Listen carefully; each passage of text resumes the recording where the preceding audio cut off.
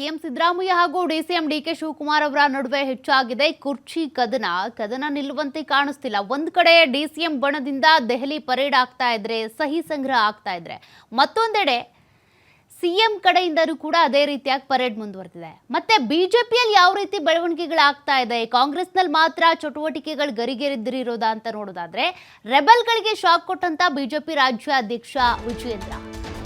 ಬಿಜೆಪಿಯಲ್ಲೂ ಕೂಡ ಬದಲಾವಣೆಗಳಾಗಬಹುದಾ ಅಂತ ಬಂದಾಗ ವಿಜಯೇಂದ್ರ ಅವರು ಆ ಬದಲಾವಣೆಗಳಾಗದೇ ಇರೋ ರೀತಿಯಾಗಿ ತಡೆಯೋದಕ್ಕೆ ಟ್ರೈ ಮಾಡ್ತಿದ್ದಾರೆ, ತಮ್ಮ ಸ್ಥಾನ ಉಳಿಸ್ಕೊಳ್ಳೋದಕ್ಕೆ. ಕೇಂದ್ರ ಗೃಹ ಸಚಿವ ಅಮಿತ್ ಶಾ ಭೇಟಿ ಮಾಡಿದಂತ ವಿಜಯೇಂದ್ರ ರಾಜ್ಯ ರಾಜಕೀಯದ ಜೊತೆ ಪಕ್ಷದ ವಿಚಾರಗಳ ಬಗ್ಗೆ ಮಾತುಕತೆ ಮಾಡಿದ್ದಾರೆ.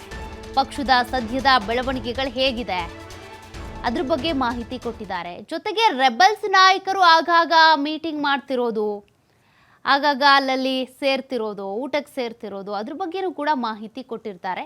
ವಿಜಯೇಂದ್ರ ಅವರಿಗೆ ಸದ್ಯ ಒಂದು ಆತಂಕ ಇದ್ದೇ ಇದೆ, ಬಿಜೆಪಿಯ ರಾಜ್ಯಾಧ್ಯಕ್ಷರ ಬದಲಾವಣೆ ಮಾಡಿಬಿಡ್ತಾರೇನು ಅಂತ. ಕಾರಣ ಅವರು ಅಸಮರ್ಥರು ಅನ್ನುವಂಥದ್ದೇನಿದೆ ರೆಬಲ್ಸ್ ನಾಯಕರ ಒಂದು ವಾದ. ಅವರು ಯಡಿಯೂರಪ್ಪನವರ ಪುತ್ರ ಅನ್ನುವಂಥ ಒಂದೇ ಒಂದು ಕಾರಣಕ್ಕೆ ಪಕ್ಷ ಅವ್ರಿಗೆ ಮಣೆ ಹಾಕಿದೆ. ಸಮರ್ಥ ನಾಯಕರು ನಾವು ಅನೇಕರಿದ್ದೀವಿ, ಆದರೂ ಕೂಡ ನಮಗೆ ಅಧಿಕಾರ ಕೊಡಲಿಲ್ಲ ಅಂತ. ಹೀಗಾಗಿ ಅಮಿತ್ ಶಾ ಅವರನ್ನ ಭೇಟಿಯಾಗಿರುವಂಥ ವಿಜಯೇಂದ್ರ ಅವರು ರೆಬಲ್ಸ್ ನಾಯಕರ ವಿರುದ್ಧ ಒಂದಷ್ಟು ದೂರುಗಳನ್ನ ಕೊಟ್ಟಿರಬಹುದು. ಹಾಗಾಗಿ ಅವ್ರ ವಿರುದ್ಧ ಏನಾದರೂ ಕ್ರಮ ಆಗುತ್ತಾ ನೋಡಬೇಕು. ಮತ್ತೊಂದು ಕಡೆ ರಾಜ್ಯ ರಾಜಕೀಯದಲ್ಲಿ ಏನಾಗ್ತಿದೆ ಅಂತ ಕೂಡ ಅಮಿತ್ ಶಾ ಅವರು ಕೇಳಿದ್ದಾರಂತೆ. ಕಾಂಗ್ರೆಸ್ನಲ್ಲಿ ಕುರ್ಚಿ ಕಿತ್ತಾಟ ಮುಂದುವರೆದಿದೆ. ಸಿಎಂ ಹಾಗೂ ಡಿಸಿಎಂ ಏನಿದ್ದಾರೆ ಆ ಕುರ್ಚಿ ಕದನವನ್ನು ಮುಂದುವರಿಸ್ಕೊಂಡು ಹೋಗ್ತಾ ಇದ್ದಾರೆ. ಅದ್ರ ಬಗ್ಗೆನೇ ನಾವು ಕೂಡ ಆ ವಿಚಾರ ಇಟ್ಕೊಂಡು ಟೀಕೆ ಟಿಪ್ಪಣಿಗಳನ್ನ ಮಾಡ್ತಾ ಇದ್ದೀವಿ ಅಂತ ಹೇಳಿದ್ದಾರಂತೆ.